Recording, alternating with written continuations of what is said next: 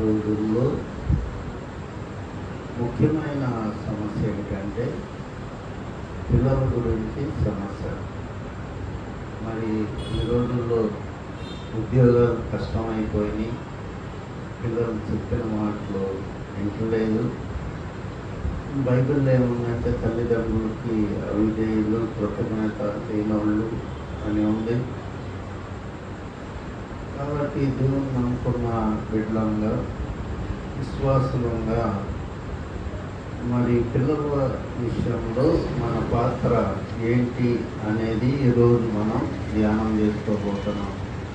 బైబిల్లో మొట్టమొదటిగా ఆదికాండం 17వ అధ్యాయం 19వ వాక్యంలో మరి అబ్రహాము మొట్టమొదటిగా మరి దాసికి పుట్టినవాడైనా కానీ తన బిడ్డే కాబట్టి దేవుడిని అడుగుతాడు అబ్రహాము గురించి.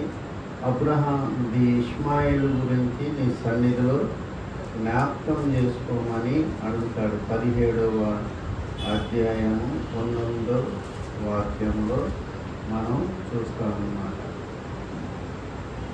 దేవుడు ఇష్మాయిలు 18వ వాక్యం 17వ అధ్యాయము ఆదికాండము 18వ వాక్యం. అబ్రహాము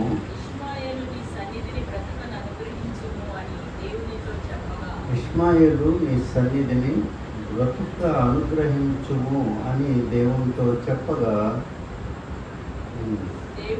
దేవుడు నీ భార్య అయిన శారా నిశ్చయముగా నీకు కుమారుని కన్ను, నీవు అతనికి ఇస్సాకు అని పేరు పెట్టుదు. అతని తరువాత అతని సంతానము కొరకు నిత్య నిబంధనగా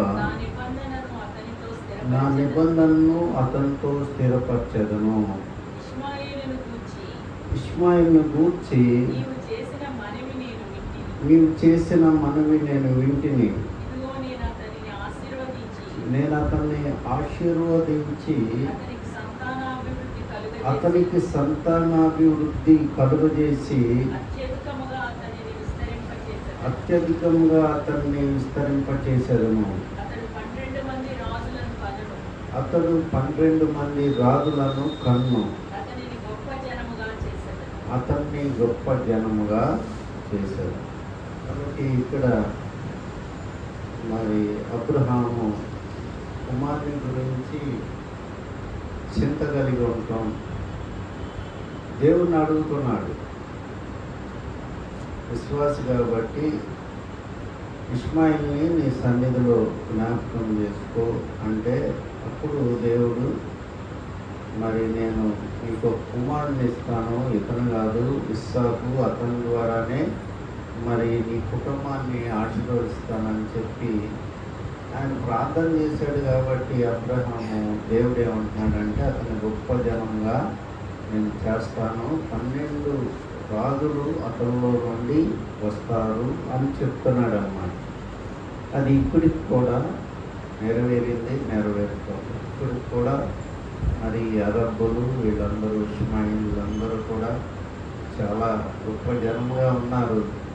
చాలా వంశాలు నాశనం అయిపోయినాయి, కానీ ఇష్మాయేలీలు భూమి మీద జీవించున్నారు, చాలా ధనవంతులుగా ఉన్నారు. తర్వాత మనం చూసినట్లయితే యాకోబు తన కుమారుని గురించి ప్రార్థన చేస్తారు. ఆదికాండం 37వ అధ్యాయం 34వ వాక్యం మనం చూసినట్లయితే యేసేపు చనిపోయాడు అనే వార్త ఆయనకు వచ్చినప్పుడు ఆయన బట్టలు చించుకొని ఉపవాసం ఉండి గోనె పట్ట కట్టుకొని అనేక దినాలు ఉపవాసం ఉన్నట్లు దేవుని గ్రంథంలో రాయబడి ఉంది. ఆదికాండం 37వ అధ్యాయం 34వ వాక్యం. యాకోబు తన బట్టలు చింపుకొని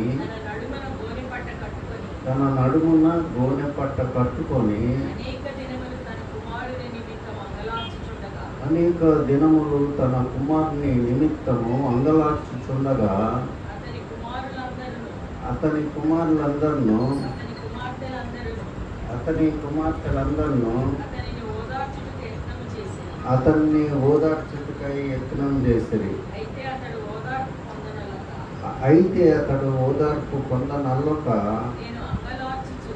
నేను అంగలార్చుచు మృతుల లోకమునకు నా కుమారుని యొద్దకు వెళ్ళేదనని చెప్పి అతని తండ్రి అతని కోసము ఏడ్చును. కాబట్టి ఇక్కడ దేవుడు వెంటనే సమాధానం ఇవ్వలేదు. కానీ ఇక్కడ మరి తండ్రి చేసిన ప్రార్థన బట్టి యేసేపు తరపున పక్షాన ఆయన మరి పనిచేసి ఆయన గొప్ప ఐగుప్తు దేశానికి చక్రవర్తిగా చేస్తారు. మనం ఇంకా ఈ యొక్క పాత నిబంధన మనం చూసుకున్నట్లయితే మార్కు సువార్త 5వ అధ్యాయం 22వ వాక్యంలో యాయీరు అను మరి ఒక యూదులకి ముఖ్యమైన వ్యక్తి, ఆయన వచ్చి ప్రభు పాదాల మీద పడి మరి నా కుమార్తె మరి మరణమవుతున్నది, వచ్చి బ్రతికించమని కోరినప్పుడు యేసు ప్రభు ఆయనతో పాటు వెళ్ళాడని ఉంటుందన్నమాట. చదవండి. ఆయన సముద్ర తీరమున ఉండగా సమాజ మందిరపు అధికారులలో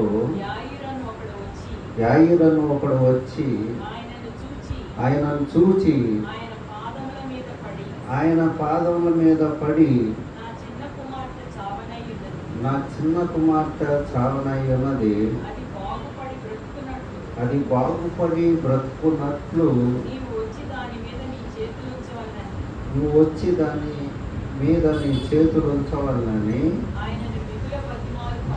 ఆయన నువ్వు మిగుల బతిమాలు కొనగా ఆయన అతనితో కూడా వెళ్ళాను. కాబట్టి ఇక్కడ మరి మొట్టమొదటిగా మనం అబ్రహాముని చూసాం. ఆయన ఇష్మాయిల్ గురించి యెహోవా సన్నిధిన ప్రార్థన చేశాడు. తర్వాత మనం యాకోబుని చూసాం. యాకోబు యోసేపుని గూర్చి మరి మరణమయ్యాడని మరి తప్పుడు వార్త ఆయన దగ్గరకు వచ్చినప్పుడు ఎంతగానో ఆయన మరి బట్టలు చించుకొని గోనె పట్ట కట్టుకొని ఉపవాసం ఉండి ప్రార్థన చేయటం చూసాము. తర్వాత ఇక్కడ యాయీరు అనే సమాజ మందిరపు అధిపతి తన కుమార్తె విషయం యేసు ప్రభు దగ్గరికి వచ్చినట్లు మనం చూస్తాము. కాబట్టి తల్లిదండ్రులుగా మన బిడ్డలకి మనం చేయగలిగింది ఏంటంటే వాళ్ళ గురించి ప్రార్థన చేయటమే అన్నిటికంటే ముఖ్యమైన విషయం. ఎందుకంటే మనం జనరల్గా వాళ్ళని చదివిస్తాము, మంచి ప్రయోజకులుగా చేయాలని ఆశపడతాం, తప్పు లేదు. కానీ అన్నిటికంటే ముఖ్యంగా యేసు ప్రభువుని పరిచయం చేయటం బిడ్డలకి అన్నిటికంటే ప్రాముఖ్యమైనది. ఎందుకంటే అది దేవుని మనం పరిచయం చేసినప్పుడు వాళ్ళు నశించిపోకుండా పరలోక రాజ్యానికి వాళ్ళు చేరుకుంటారు, వారసులు అవుతారు. అందువలన మరి తల్లిదండ్రులుగా మనం చేయాల్సిన పని ఏంటంటే పిల్లల గురించి రోజు కూడా కొంతసేపు 10 నిమిషాలు చేసినా సరిపోదు ప్రార్థన. మరి జాన్ వెస్లీ యొక్క తల్లి సూసన్నా వెస్లీ అనే ఆమె మరి అందరి దగ్గరికి వెళ్ళి ప్రేయర్ చేశారు. కాబట్టి ఈ రోజుల్లో సాతానుడు ఎంతో మరి ఎవరిని మింగుదునా అని తిరుగులాడే రోజుల్లో మన పిల్లలు సాతాను చేతికి దొరకకుండా మనం ప్రార్థన కంచె వేయాల్సిన బాధ్యత తల్లిదండ్రులుగా మన మీద ఉందన్నమాట.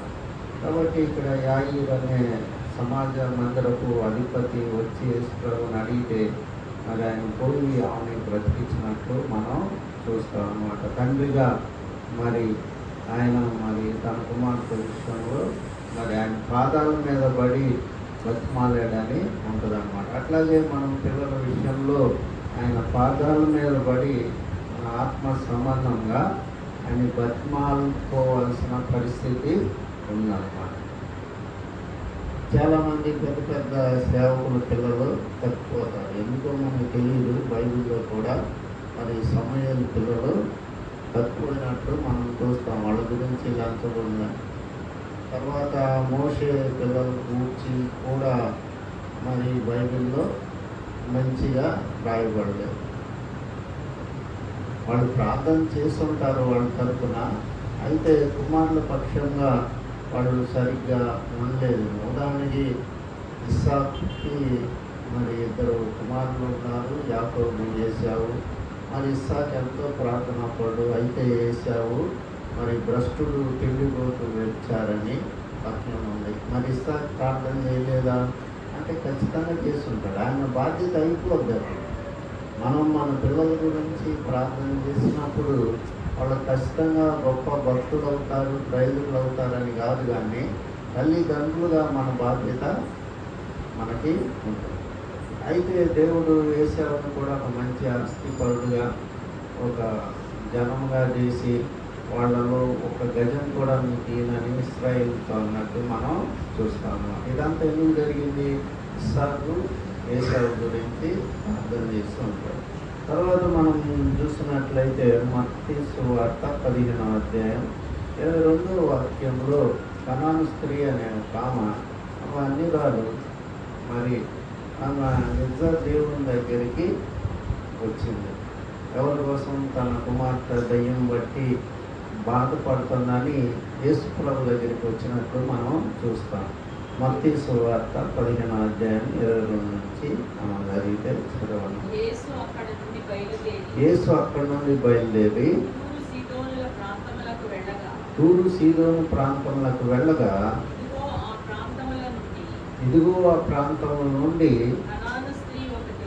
కనాను స్త్రీ ఒకటి వచ్చి, ప్రభువా, దావీదు కుమారుడా, నన్ను కరుణింపుము, నా కుమార్తె దయ్యం పట్టి బహు బాధపడుచున్నదని కేకలు వేసింది. కాబట్టి ఎందుకు కేకలు వేసిందంటే ఆయన పట్టించుకుని ఉన్నాడు. ఆయన ఆమెకి ఇంటర్వ్యూ ఇచ్చి ఉన్నాడు, అందుకనే ఆమె కేకలు వేసి ఉంటుంది. ఆయన మౌనంగా ఉన్నాడని ఉంటుంది. తర్వాత మరి నేను ఇశ్రాయేలులో గురించే వచ్చానని చెప్తాడు. ఎట్లయినా చివరికి ప్రభువుని ఇచ్చిపెట్టకుండా ఆమె తన కుమార్తె విషయంలో జయం పొందుకొని నీ విశ్వాసం గొప్పదని చెప్పి ఆమెను స్వస్థపరిచినట్లు మనం చూస్తాం. తర్వాత మార్కు సువార్త 9వ అధ్యాయం 17వ వాక్యములో ఇంకో తండ్రిని గురించి మనం చూస్తాం. మార్కు సువార్త 9వ అధ్యాయం 17వ వాక్యం. జన సమూహంలో ఒకడు, బోధకుడా, మూగ దయ్యం పట్టిన నా కుమారుని నీ యొద్దకు తీసుకొని వచ్చి తిని, అది ఎక్కడ వాడిని పట్టునో అక్కడ వాడిని పడద్రోయును. అప్పుడు వాడు నురగా కార్చుకొని పండ్లు కొరుక్కొని మూర్ఛిల్లును. దాన్ని వెళ్ళగొట్టుడని నీ శిష్యుల్ని అడిగి తిని కానీ అది వారి చేత కాలేదని ఆయనతో చెప్తున్నాం. తర్వాత ఏమంటాడు? నీకు చేతనైతే ఏమైనా సహాయం చేయమని అడుగుతాడు. అడిగితే ఆయన ఏం చెప్తాడు? నమ్ముని వలన అయితే నమ్మవానికి సమస్తం సాధ్యం అంటాడు. అయితే అపనమ్మకం కలగకుండా నాకు సహాయం చేయమని ఆ భారం కూడా అతను తెలివిగా యేసు ప్రభు మీద పెడతాడు. కాబట్టి ఆ విధంగా అతను వచ్చి మరి ప్రభు దగ్గరికి వచ్చి మరి కుమారుని విషయంలో స్వస్థత పొందుకొని వెళ్ళినట్లు మనం చూస్తాము. తర్వాత మనం చూసినట్లయితే మత్తయి సువార్త 20వ అధ్యాయం 21వ వాక్యంలో అక్కడ జబదయి కుమారుల తల్లి వచ్చి, మరి నా కుమారులో ఒకడు నీ కుడి పక్కన ఒకడు, నీ ఎడం ప్రక్కన ఒకడు ఉండేటట్లు సెలవిమ్మని ప్రార్థన చేశాను. అప్పుడు జబదయి కుమారుల తల్లి తన కుమారులతో ఆయన యొద్దకు వచ్చి నమస్కారం చేసి ఒక మనవి చేయబోగా, నీవేమి కోరుచున్నావని ఆయన్ని ఆమెను అడిగాను. అందుకనే నీ రాజ్యమందు ఈ నా ఇద్దరు కుమారుల్లో ఒకడు నీ కుడి వైపునను ఒకడు ఎడమ వైపునను కూర్చుండ సెలవిమ్మని ఆయన అడిగాడు. కాబట్టి ఇద్దరు కుమారుల్ని యేసు ప్రభుకి ఇచ్చింది ఆమె ఆ కోరిక కోరటంలో తప్పులేదు. ఒకడైతే యవ్వన ప్రాయంలోనే చనిపోయాడు యాకోబు. మరి యోహోను అయితే చివరి వరకు ప్రభుని ఇంటి పెట్టుకుని ఉండి ప్రభు ప్రేమించిన శిష్యుడిగా పేరు తెచ్చుకున్నాడు. ఆమె ఏమంటుంది? ఆమె కోరిక నీ కుడి పక్కన ఒకళ్ళు, నీ ఎడం పక్కన ఒకళ్ళు నీ సింహాసనం పక్కన కూర్చోవాలని కోరుతున్నాం. కాబట్టి ఆమె బిడ్డల పట్ల దేవుడికి తన కోరికని విన్నపం చేసింది. తర్వాత మనం లూకాసు వార్త 23:28 వాక్యం మనం చూసినట్లయితే, మరి యేసు ప్రభు శిలువ మరణం పొందేటట్లు సియోను కుమార్తెలారా నా గురించి మీరు ఏడవద్దు, మీ గురించి మీ పిల్లల గురించి ఏడవండి అని చెప్పారు. గొప్ప జన సమూహంను ఆయన గూర్చి రొమ్ము కొట్టుకొంచు దుఃఖించుచున్న చాలా మంది స్త్రీలను ఆయనను వెంబడించిరి. యేసు వారి వైపు తిరిగి, యెరూషలేము కుమార్తెలారా నా నిమిత్తము ఏడవకుడి, మీ నిమిత్తమును మీ పిల్లల నిమిత్తమును ఏడుడి. అది ప్రభు ఏ ఉద్దేశంతో చెప్పారంటే, ఆ తర్వాత టైటస్ అనే ఒక రాజు వచ్చి, రోమా చక్రవర్తి వచ్చి ఇశ్రాయేల్ పిల్లల్ని భార్యని అందరినీ కూడా నరికి మరి చంపుతాడు అని మరి తర్వాత చెప్తాడు. దాన్ని బట్టి ఆయన చెప్పుకుంటాడేమో. ఏదైనా కానీ నేను తండ్రి దగ్గరికి వెళ్ళిపోతున్నాను, తండ్రి కుడి పార్శ్వమున నేను సింహాసనం మందు ఆశీర్వదించాలని యేసు ప్రభువుకు తెలుసు. కాబట్టి నా గురించి ఎందుకు ఏడుస్తారు, మీ గురించి మీ పిల్లల గురించి ఏడవని అంటారు. ఇప్పుడు కూడా మనుషులకి ఈ వాక్యాన్ని అర్థం చేసుకోలేకపోతున్నారు. శ్రమల దినాలని పెట్టుకొని యేసు ప్రభు శిలువ వైపు చూసి ఏడుస్తూ ఉంటారు, ఆ బాటలో పాడుతూ ఉంటారు. ప్రభు ఏం చెప్తున్నాడు ఇక్కడ బైబిల్లో ఏముంటాయి? ఆయన తండ్రి కుడిపార్శ్వమున ఆశీనుడై ఉన్నాడని ఉండదు. హెబ్రీయులకు రాసిన పత్రిక 1వ అధ్యాయం 4వ వాక్యం అనుకుంటా. హెబ్రీయులకు రాసిన పత్రిక 1వ అధ్యాయం 4వ వాక్యం. ఆయన దేవుని మహిమ యొక్క తేజస్సును, ఆయన తత్వం యొక్క మూర్తి మంతమునై ఉండి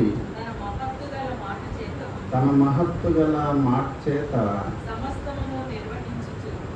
సమస్తమును నిర్వహించుచు పాపముల విషయంలో శుద్ధీకరణ తానే చేసి దేవదూతల కంటే ఎంత శ్రేష్టమైన నామం పొందెనో వారికంటే అంత శ్రేష్ఠుడై ఉన్నత లోకమందు మహామహుడకు దేవుని కుడిపార్శ్వమున కూర్చున్నాను. కాబట్టి ఆయన ఎక్కడున్నాడు? దేవుని కుడిపార్శ్వమున ఉన్నాడు. కాబట్టి తర్వాత ఇక్కడ ఎఫెసీయులకు రాసిన పత్రిక 1వ అధ్యాయం 20వ వాక్యంలో కూడా ఎఫెసీయులకు రాసిన పత్రిక 1వ అధ్యాయం 20వ వాక్యం.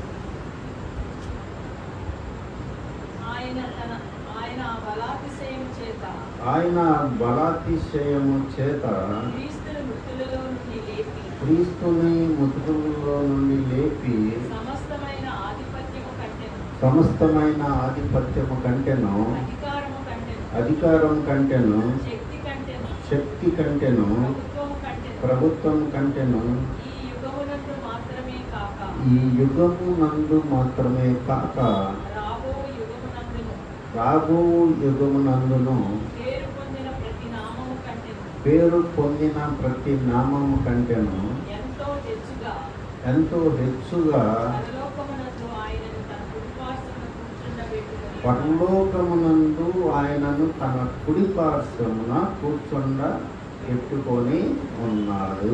కాబట్టి యేసుప్రభు ఇప్పుడు ఎక్కడ ఉన్నాడు? తండ్రి కుడి పార్శ్వమున ఉన్నాడు.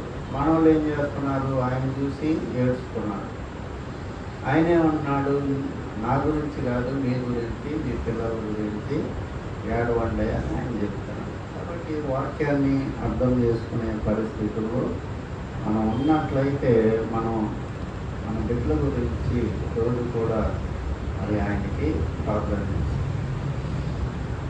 కాబట్టి తల్లిదండ్రులుగా మన బాధ్యత ఏంటంటే పిల్లల గురించి ప్రార్థన చేయడం. ఒక్కోసారి మన ప్రార్థనకి మరి పాజిటివ్గా ఉండదు యాక్షన్. ఉదాహరణకి ఇస్సాకు కుమారులు మనం చూసాం కదా, ఎగ్జాంపుల్ ఏశావు యాకోబు. ఉండపోయినా మన బాధ్యత ఏంటంటే వాళ్ళు ప్రయోజకులు అయినా అవ్వకపోయినా మన బాధ్యత ఏంటంటే రోజు ఒక అన్ని నిమిషాలైనా పిల్లల గురించి ప్రభుతో మనం విన్నపం చేయాలి, ప్రార్థన చేసుకోవాలి.